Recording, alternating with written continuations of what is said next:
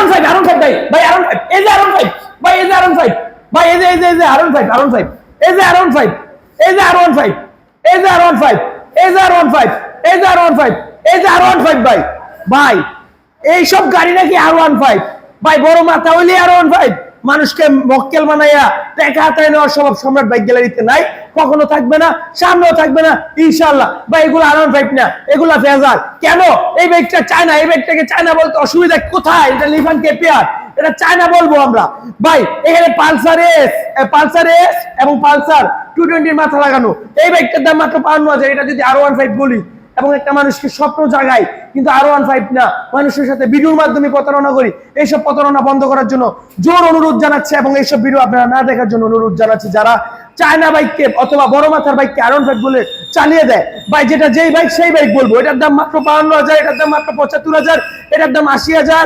এই যে ফেজার, এই যে ফেজার 75,000 ফেজার, এই যে 92,000 টাকা ফেজার, 16 মডেলের ফেজার 82,000 টাকা ফেজার। এইভাবে বলতে হবে। সম্রাট বাইক গ্যালারিতে কখনোই চায়নাকে R15 বলে চালানো হয় না। আল্লাহ হাফেজ।